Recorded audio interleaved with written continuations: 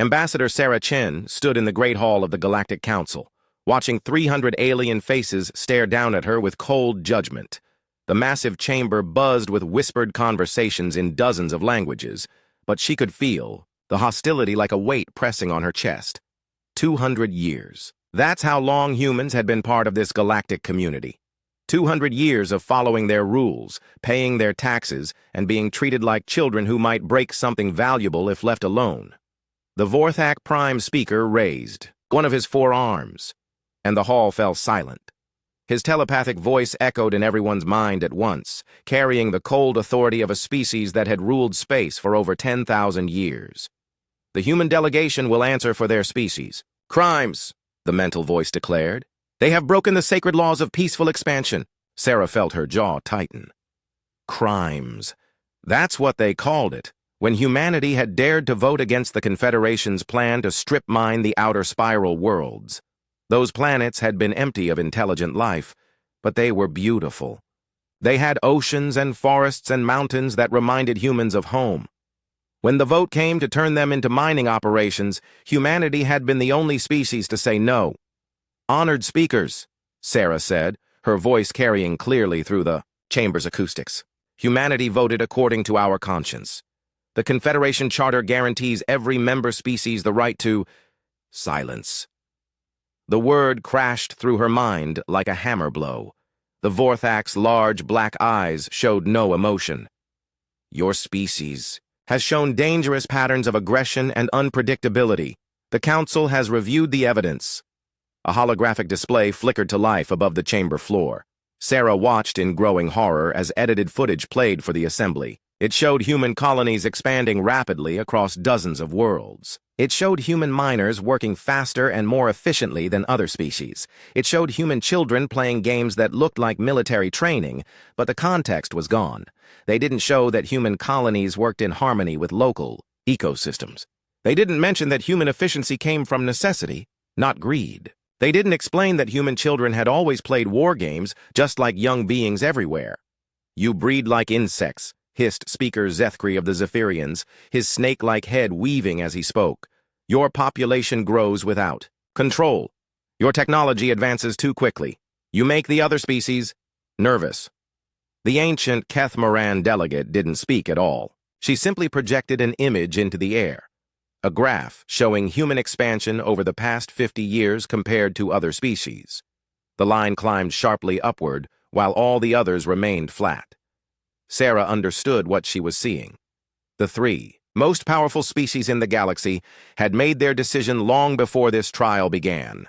They had watched humanity grow and adapt and succeed, and it frightened them. The Council has reached its verdict, the Vorthak announced. Humanity will withdraw from all colonies outside the Sol system. All human presence beyond Earth's moon will cease within 1 standard year. A containment barrier will be established around your star system to prevent future expansion. The words hit Sarah like physical blows. She thought of the farming communities on New Idaho, where families had built lives among golden wheat fields under alien suns. She thought of the research stations in the Kepler systems, where human scientists worked to unlock the secrets of the universe. She thought of the millions of humans who called distant worlds home. And if we refuse? She asked quietly. The Vorthak's mental voice carried the weight of absolute certainty. Then your species will face the combined military might of the Confederation. Your Earth will be reduced to ash, and humanity will become a cautionary tale for other young species who might consider defying their betters. Sarah looked around the chamber one last time. In 300 alien faces, she saw no compassion, no justice, only the cold calculation of beings who had decided that humanity was a threat to their comfortable order. She thought of Admiral Harrison, waiting aboard the human flagship in orbit. She thought of the proud human fleet, advanced for their age, but hopelessly outnumbered by the massive Confederation armada gathering at the edge of the system. Humanity could fight. They might even win a few battles, but in the end, they would lose everything. We need time to consider your generous offer, Sarah said, her voice steady despite the rage burning in her chest. You have 1 rotation of your planet, the Vorthak replied. Choose wisely. The next 24 hours were the longest in human history. Sarah stood in the cramped communications room of the human embassy, watching the holographic faces of Earth's leaders debate their species' fate. President Morrison's face was drawn with exhaustion. General Martinez looked ready to fight the entire galaxy single-handed. Prime Minister Okafor spoke in quiet, measured tones about the mathematics of survival. We have 18 billion people on our colony worlds, Minister of Colonial Affairs Dr. Yates reported, her voice breaking slightly. The logistics of moving them all back to Earth. We don't have enough ships. We don't have enough space. Earth can barely support its current population. Then we fight, General Martinez declared. Humanity has never bowed to tyrants before. Why should we start now? Because tyrants usually don't have planet-killing weapons, President Morrison replied sadly. The Vorthak alone have enough firepower to turn Earth into a lifeless rock.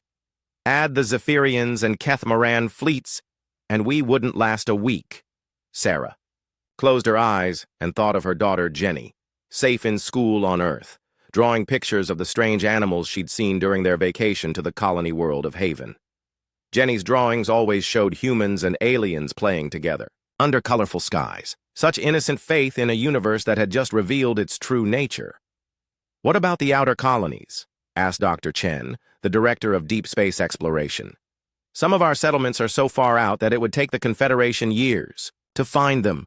We could evacuate key personnel, preserve human civilization even if we have to abandon the main colonies, and doom those people to live as hunted refugees forever?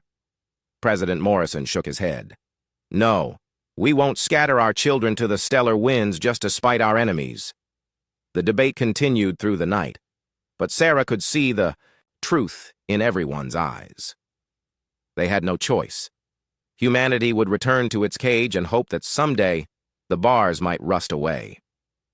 When the sun rose over the embassy, Sarah walked back into the great hall of the Galactic Council. The alien faces looked down at her with smug satisfaction. They knew what her answer would be before she spoke.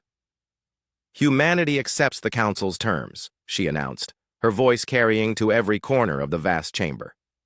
We will withdraw from our colonies and return to the Sol system. A wise choice, the Vorthak replied, though his mental voice carried no warmth. The containment barrier will be established within the month. Your species will remain within it for the protection of all galactic civilization. As Sarah walked out of the chamber for the last time, she heard the buzz of conversation behind her. The aliens were already forgetting about humanity, dismissing them as just another young species that had learned its place in the galactic order. They had no idea they had just made the biggest mistake in the history of the galaxy. The evacuation took 11 months. Millions of humans crowded into cargo ships, leaving behind homes they had built with their own hands. The colony worlds fell silent one by one as the last transport ships departed. Earth groaned under the weight of its returning children, while overhead the Great Barrier began to take shape.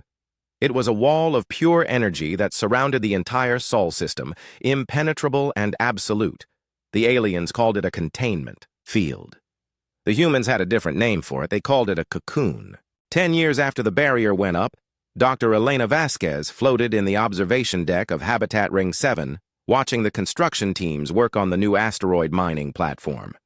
Outside the reinforced windows, the vacuum of space sparkled with the lights of human industry. Where once there had been empty darkness, now there was purpose.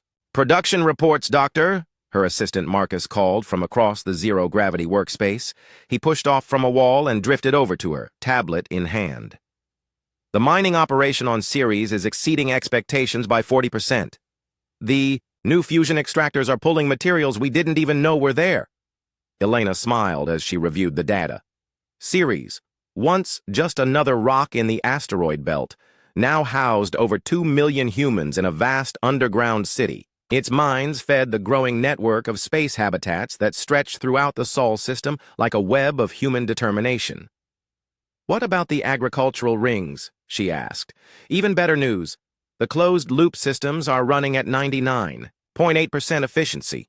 We're actually producing surplus food now. Marcus's grin was infectious. Remember when we thought we'd all starve in the first 5 years? Elena remembered those dark days all too well. When the refugee ships had arrived from the abandoned colonies, Earth's population had swelled to over 30 billion people. The planet's resources had been pushed far beyond their breaking point. Rationing had been severe. Cities had overflowed, with desperate families living in temporary shelters that became permanent slums. But humanity had surprised itself. Instead of fighting over scraps, they had looked up at the stars they could no longer reach and decided to bring those stars to them. The teenagers are asking about the Deep Space Project again, Marcus added, his tone becoming more serious. They want to know when they can volunteer for the long-range missions. Elena nodded thoughtfully. The generation born after the exile was different from their parents. They had grown up in artificial gravity and recycled air. To them, space wasn't a hostile environment to be endured. It was home. They moved through zero gravity like dolphins through water and could read stellar navigation charts as easily as their grandparents had read street maps. Tell them they need to finish their engineering certifications first, Elena replied. But yes, we'll need them soon. The Deep Space Project was humanity's greatest secret. On the far side of the asteroid belt, hidden behind the bulk of Jupiter, human engineers were building something the galaxy had never seen. They called it the Void Walker, a ship designed not to travel between planets, but to live in the empty spaces between star systems. Dr. Yuki Tanaka was the chief designer of the Void Walker project. She had been a young physicist when the exile began, brilliant but untested. Now, 20 years later, she was considered one of the finest engineering minds humanity had ever produced. The barriers that had caged their species had forced human science to evolve in directions the galaxy had never imagined. The problem with the Confederation races, Yuki explained to her team during their weekly briefing, is that they think like planet dwellers. They see space as the empty stuff between the important places. But space isn't empty. It's full of energy, full of resources, full of potential. She gestured to the holographic display showing their latest breakthrough, a drive system that drew power directly from the quantum vacuum of space itself. The Confederation's ships needed massive fuel tanks and regular resupply stops. Human ships would be able to travel indefinitely, sipping energy from the fabric of reality itself. The quantum barrier they built around us was meant to study how it works, continued Dr. Tanaka. We've learned to manipulate quantum fields in ways they never dreamed possible. Their cage has become our laboratory.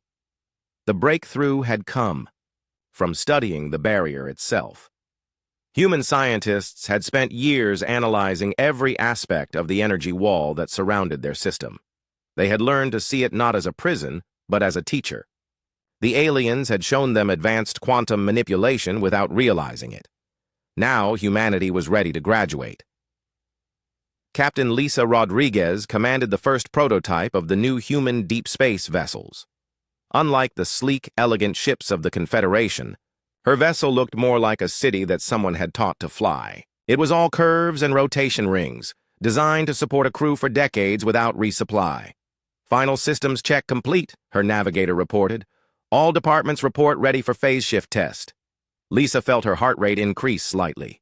They were about to attempt something that should have been impossible, temporarily shifting their vessel partially out of normal space-time to avoid detection by the quantum barrier. The math said it would work. The simulations were promising, but this would be the first real test. Execute phase shift, Lisa commanded. The universe around them seemed to flicker like a candle flame in the wind. For a moment that stretched like eternity.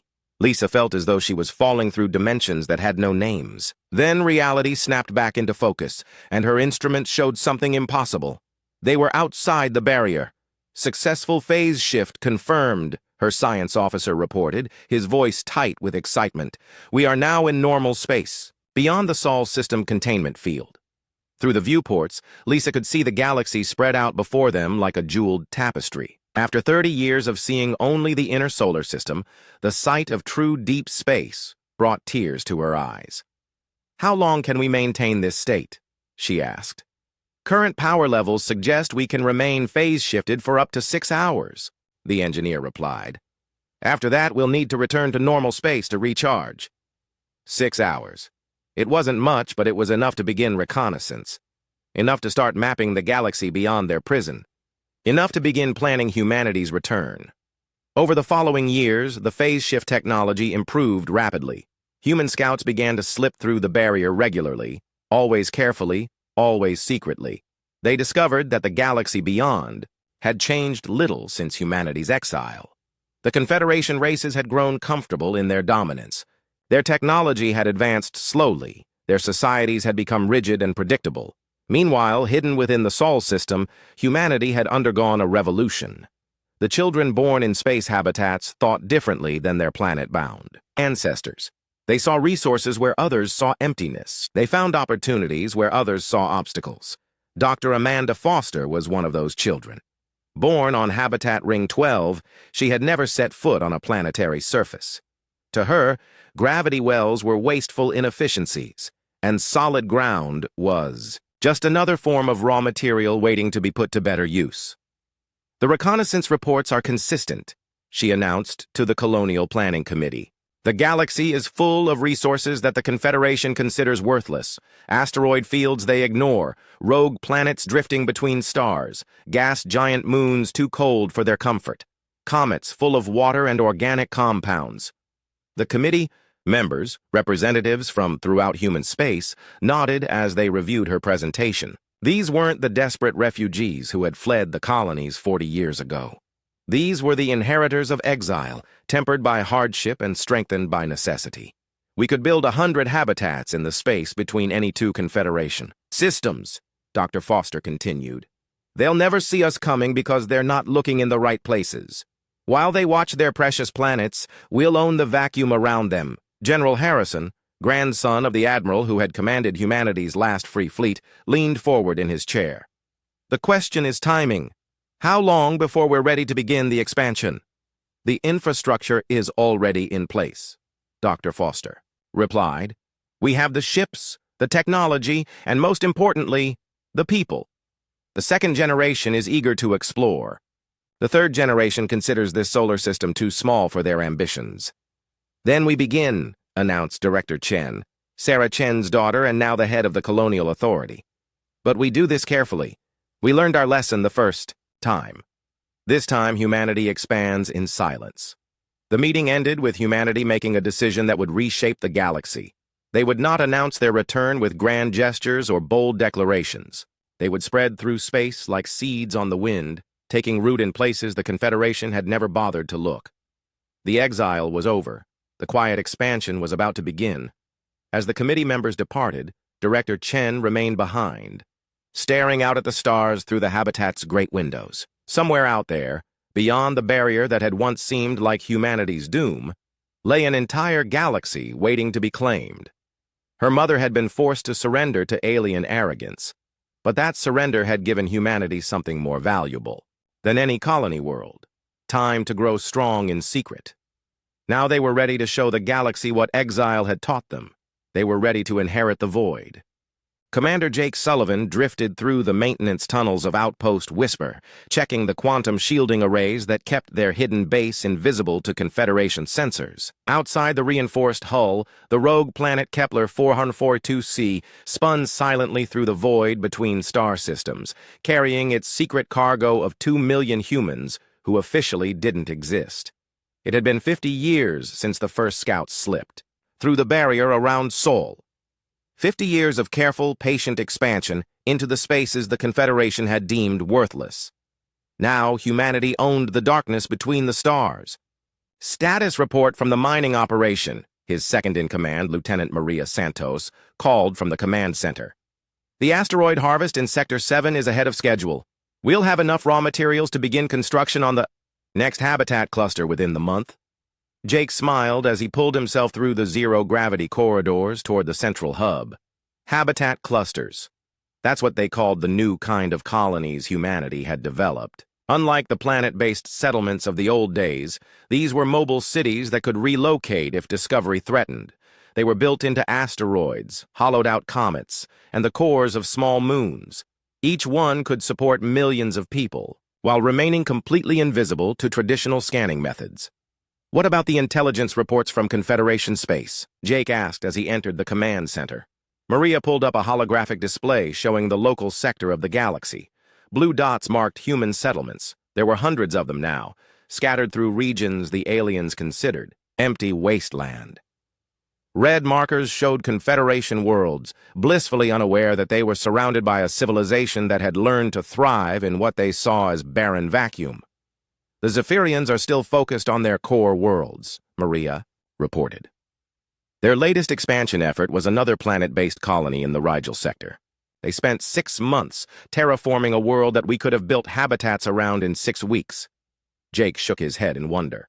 The galaxy's dominant races were still thinking the same way they had for thousands of years. Find a habitable planet, terraform it to their specifications, build cities on the surface, and call it progress. They couldn't conceive of the possibility that the space around their precious worlds might be more valuable than the worlds themselves. Any signs they've detected our operations? None. Their sensors are designed to find ships and planets. They literally can't see us. It's like trying to spot fish by looking at the surface of the ocean. The comparison was apt. Humanity had become something new. A species that lived in 3 dimensions, while their neighbors were stuck thinking in 2. The Confederation races moved from star to star like travelers hopping between islands, never realizing that the ocean itself could be home. Dr. Chen Wei, the chief xenologist for the outer settlements, joined them in the command center. She had spent the last decade studying Confederation society from the shadows, analyzing their communications and observing their behavior patterns. Her reports had shaped humanity's expansion strategy. "I've been analyzing the latest Confederation Council debates," she announced, projecting her findings into the room. "They're facing some interesting challenges. Birth rates are declining across all 3 major species. Their economies have stagnated. They're actually discussing reducing their territorial claims because they don't have enough population to maintain their current colonies." Jake studied the data with growing amazement. While humanity had been forced to innovate and adapt, their former oppressors had grown comfortable and complacent. The Vorthak birth rate had been falling for 2 centuries. The Zephyrians were facing resource shortages because their planet-based thinking made them inefficient. The ancient Kethmaran were literally dying of old age, their species too set in its ways to change. "They're becoming obsolete," Maria observed. "They just don't know it yet." "There's more," Dr. Chen continued. "I've been monitoring their deep space exploration efforts. In the past 50 years, they've launched exactly 12 long-range survey missions beyond their established borders. 12 missions to explore an entire galaxy. Meanwhile, we've established permanent settlements in over 300 systems they've never even bothered to catalog." The irony was almost painful. The species that had exiled humanity for being too aggressive and expansionist had themselves stopped expanding entirely. They were content to tend their garden worlds while the universe passed them by. Captain Lisa Rodriguez, now an admiral commanding the Deep Space Reconnaissance Fleet, materialized as a hologram in the command center. She was calling from the bridge of the Void Seeker, her flagship, currently stationed in the Outer Rim territories where humanity was conducting its most ambitious settlement projects. "Jake, I wanted to update you on the Deep Rim operations," she began. "We've successfully established 12 new habitat clusters in the Outer Spiral region. The irony is delicious. We're colonizing the exact same region the Confederation wanted to strip mine, except we're doing it without destroying anything." Jake leaned forward with interest. The Outer Spiral had been the catalyst for humanity's exile. The Confederation had wanted to reduce its beautiful worlds to industrial wasteland. Humanity had protested, and that protest had cost them everything. "How are the populations adapting?" he asked. "Better than we expected." "The 4th-generation humans are remarkable, Jake. They can live comfortably in environments that would kill their great-grandparents. They're as at home in hard vacuum as their ancestors were on Earth's surface. We're becoming something new." It was true. Each generation of humans born in space was more adapted to their environment than the last. They were taller and stronger in low gravity, their bone density optimized for variable gravitational fields. Their eyes had adapted to see better in the infrared spectrum, helping them navigate the thermal signatures of space. Most remarkably, their brains seemed to process 3-dimensional navigation instinctively.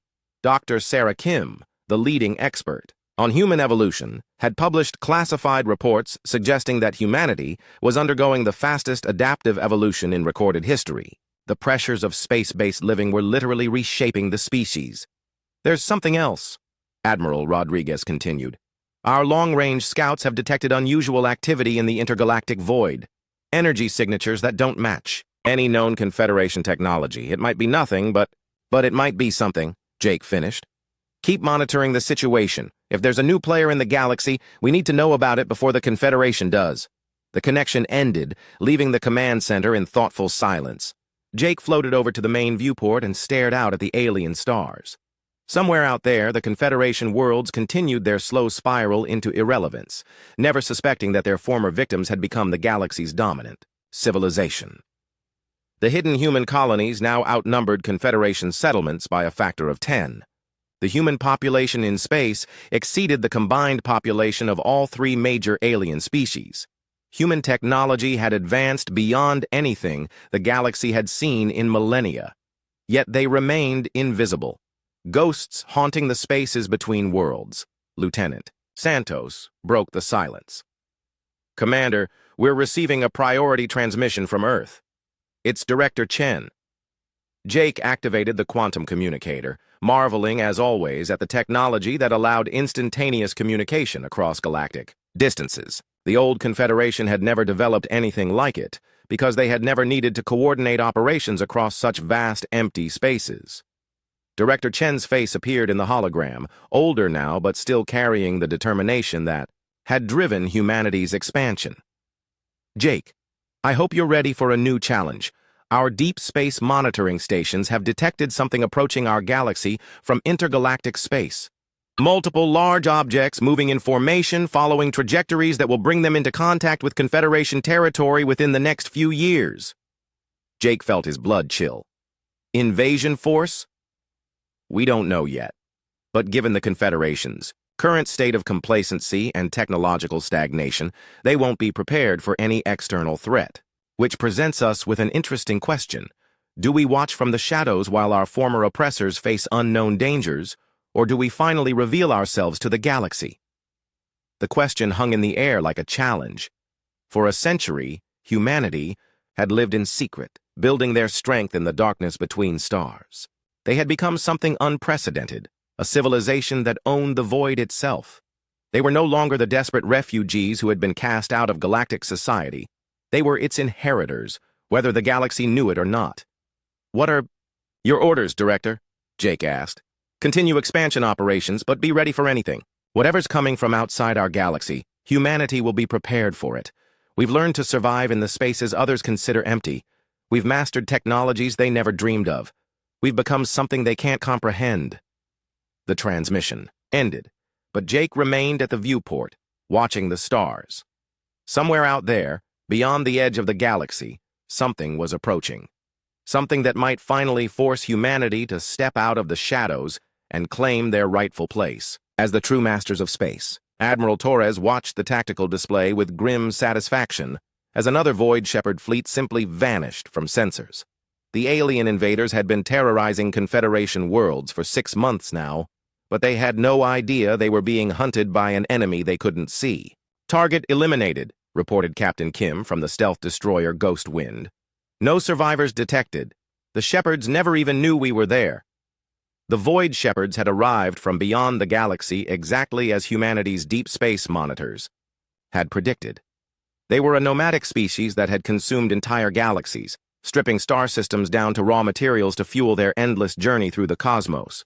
Their technology was impressive by Confederation standards, but they thought like planet dwellers, always looking for solid ground to exploit. They had never encountered a species that lived in the spaces between worlds. Admiral Torres had been commanding anti-Shepherd operations for 4 months now, ever since the human leadership had made the decision to intervene. Not to save the Confederation, they had made their choice a century ago, but to protect humanity's secret settlements scattered throughout the galaxy. Status report from all task forces, Torres requested. The reports came in from across human space. Task Force Phantom had eliminated 3 Shepherd Harvester fleets in the Rigel sector. Task Force Whisper had rescued Confederation refugees from destroyed worlds, though the aliens never knew their saviors were human. Task Force Shadow had been conducting intelligence operations, learning everything possible about Shepherd technology and tactics. What they had learned was disturbing. The shepherds were incredibly efficient at what they did. They could strip mine an entire star system in weeks, converting planets into raw materials and stars into fuel for their massive fleet. They had done this to dozens of galaxies over millions of years. But they had a weakness. They were accustomed to fighting civilizations that defended fixed positions, planets, space stations, orbital facilities. They had never encountered an enemy that could strike from the void itself and disappear again. "Admiral," his communications officer announced, "we're receiving an emergency transmission on Confederation emergency frequencies. It's from the Zephyrian High Command." Torres nodded. "Put it through." The hologram that appeared showed speaker Zethkri, the same alien who had voted for humanity's exile a century ago. He looked older now, his snake-like features marked by stress and fear. Behind him, the Zephyrian Command Center showed signs of chaos. Damaged displays, emergency lighting, staff running between stations. "This is an open transmission to all Confederation forces," Zethkri announced, his voice cracking with desperation. "The Shepherd fleets have destroyed Proxima Colony and Kepler Station. They are moving toward our core worlds. We need immediate assistance from any available forces." Torres watched without emotion as the alien who had once dismissed humanity as dangerous insects begged for help from anyone who might be listening. "The Vorthak core fleet has been eliminated," Zethkri continued. "The Keth Moran defensive grid has fallen. We are the last major Confederation force remaining, but we cannot hold them alone. If anyone receives this transmission, please respond. The galaxy is dying." The transmission ended. Torres stared at the empty hologram space for a moment, remembering the humiliation of that day in the Galactic Council chamber when humanity had been cast out of civilized space. "Shall we respond, Admiral?" his communications officer asked quietly. Torres was about to decline when another voice interrupted. "Admiral Torres, this is Director Chen. I'll be taking over this communication." The Admiral straightened in surprise as the Director's hologram appeared on his command deck. As the leader of humanity's hidden civilization, Director Chen rarely interfered with military operations directly. "Director, I wasn't expecting—" "The Council has made a decision, Admiral. It's time for humanity to step out of the shadows." Her expression was calm but determined. "We're going to answer that transmission." Torres felt his heart rate increase. "Ma'am, that would reveal our existence to the entire galaxy. Once we break radio silence, the galaxy is going to learn about us one way or another." Director Chen interrupted. "The question is whether they learn about us as saviors or as conquerors. I prefer the former." She turned to address the communications officer directly. "Open a channel on the old human diplomatic frequency. Make sure every surviving Confederation facility receives this." The communications officer looked to Admiral Torres for confirmation. The Admiral nodded slowly, understanding the historic significance of the moment. After a century of silence, humanity was about to speak to the galaxy again. "Channel open, Director."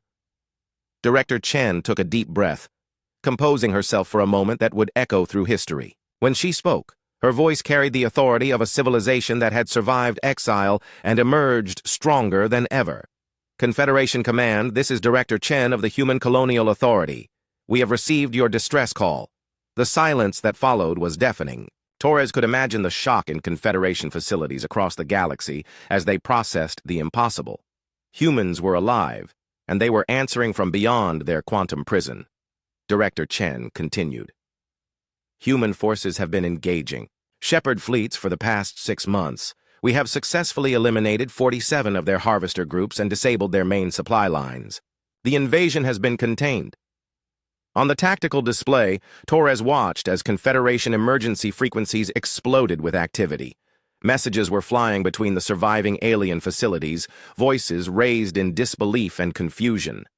"That's impossible," came a weak transmission from what remained of Vorthak Command. "The humans were contained. They cannot have forces outside Sol System." Director Chen smiled, and Torres was surprised to see genuine warmth in her expression. "The human species remembers its friends," she said simply. "We also remember those who are not. But today, the galaxy faces a threat that makes old grievances irrelevant." She gestured, and the holographic display changed to show a comprehensive map of the galaxy. Blue markers showed human settlements. There were thousands of them, scattered through every sector, occupying regions the Confederation had never bothered to explore. For 100 years, humanity has been expanding throughout the galaxy. We have established colonies in over 15,000 star systems. Our population now exceeds 200 billion. We have developed technologies that allow us to thrive in environments you consider uninhabitable. The magnitude of the revelation was staggering. In the space of a few sentences, Director Chen had rewritten the power structure of the galaxy. Humanity wasn't a contained species struggling to survive. They were the galaxy's dominant civilization. The Shepherds are formidable opponents, she continued, but they make the same mistake you did. They think in terms of planets and fixed positions. They cannot comprehend a species that has made the void itself into living space. Admiral Torres watched his tactical display as human fleets across the galaxy dropped their stealth systems simultaneously. Thousands of human ships appeared on sensors throughout Confederation space, not as invaders, but as protectors. They had been there all along, invisible guardians watching over worlds that had once cast them out. Human fleet elements are now positioned around every major Confederation world, Director Chen announced. Our stealth technology has allowed us to establish defensive perimeters without your knowledge. You are under human protection. The communications channels were chaos now. Alien voices overlapped in a dozen languages, some demanding explanations, others pleading for help, still others expressing outrage at the revelation that humanity had been secretly watching them for generations. Director Chen waited for the noise to subside before delivering her final message. The Void Shepherds will be defeated. Their fleets are already retreating as they realize they face an enemy unlike any they have encountered before. When this threat is eliminated, we will need to discuss the future of galactic civilization. She paused, letting the weight of those words sink in. Humanity offers protection to all species, regardless of past conflicts. But the old order is finished. The Confederation as you knew it no longer exists. What emerges from this crisis will be something new. A galactic community where species are judged not by their age or their traditions, but by their ability to adapt and grow. The transmission ended, leaving the command deck in stunned silence. Admiral Torres stared at his tactical display, watching as the galaxy's power structure transformed in real time. Confederation fleets were requesting permission to coordinate with human forces. Civilian populations on threatened worlds were sending desperate thanks to their mysterious protectors. The aliens who had once ruled space were learning what it meant to be protected by the species they had tried to cage. "Admiral," his sensor officer called out, "we're detecting massive Shepherd fleet movements in the outer rim. It looks like they're regrouping for a final assault on the galactic core." Torres nodded grimly. The revelation of humanity's existence had shaken the galaxy, but the war wasn't over yet. The Shepherds were adapting to their new enemy, massing their forces for one decisive battle. "Signal all human task forces," he commanded. 3 years after the Shepherd War ended, Ambassador Elena Rodriguez floated in the Central Assembly Hall of Haven Station, watching delegates from over 200 species take their seats for the first session of the new Galactic Council. The Bour's massive space station hung in the void between star systems, a symbol of humanity's vision for the future. A government that belonged to space itself rather than any single world. The hall was a marvel of human engineering, a sphere nearly a kilometer across with seating arranged in concentric rings that allowed every delegate to see every other delegate clearly. Unlike the old Confederation Council chamber, where the 3 major species had looked down on everyone else from elevated positions, this assembly was built on the principle of equality. Elena remembered the final battle against the Void Shepherds with crystal clarity. The aliens had massed their remaining fleets for one desperate assault on the galactic core, hoping to break through human defenses and reach the resource-rich inner systems. What they had encountered instead was a demonstration of what humanity had become during their century of exile. Human fleets had appeared from every direction, not just from the expected locations, but from the spaces between spaces, from dimensions the Shepherds hadn't known existed. The battle had lasted less than 6 hours. When it ended, the Shepherd fleet was destroyed, their survivors captured, and their technology analyzed. But the real victory had come afterward, when humanity had done something the galaxy had never seen before. Instead of executing their enemies or enslaving them, they had offered the defeated Shepherds a choice: continue their destructive nomadic existence or learn to live sustainably in the void as humanity had done. To everyone's surprise, most of the shepherds had chosen the second option. "The assembly will come to order," announced Director Chen, now serving as the first president of the Galactic Union.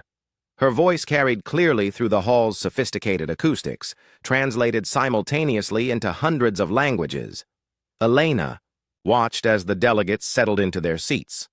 The Vorthak representative looked uncomfortable in the zero-gravity environment, his telepathic abilities diminished by the bio-dampening fields that ensured no single species had an unfair advantage. In debates, the Zephyrian delegate kept checking his breathing apparatus. The station's atmosphere was optimized for human comfort, and other species had to adapt.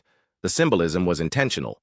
For too long, the galaxy had been shaped by the needs and preferences of a few dominant species. The new order would be different. "Before we begin today's proceedings," President Chen announced, "I would like to introduce someone special." A section of the floor iris opened, and a graceful figure rose into the chamber on a personal lift platform. Elena smiled as she recognized Commander HFY, the former Shepherd Fleet leader who had become humanity's most unlikely ally. HFY had been captured during the final battle, expecting execution or imprisonment. Instead, he had been given a tour of human space habitats and shown how an entire civilization could thrive in the void without consuming everything around it. The revelation had changed his entire understanding of what life could be. "Honored delegates," HFY began, his translated voice carrying the weight of profound change. "3 years ago, my people were destroyers. We moved from galaxy to galaxy, consuming everything in our path because we believed that was the only way to survive in the void between stars." He paused, looking around the chamber at the faces of species his people had once considered prey. "Humanity showed us a different way. They taught us that space is not empty but full of potential. They showed us technologies we had never imagined, ways of living that we had never considered. Most importantly, they offered us something we had never experienced: forgiveness." Elena felt a surge of pride as she watched the delegates' reactions. Even the most skeptical species representatives were listening intently to the former destroyer who had become a builder. "Today my people work alongside humans to establish new habitats in the intergalactic void," HFY continued. "We use our knowledge of deep space survival to help expand the frontier, not to destroy it. We have learned that true strength comes not from taking everything, but from creating something that can last forever." The chamber erupted in what Elena had learned to recognize as the galactic equivalent of applause. A complex mixture of sounds, gestures, and energy emissions from dozens of different species.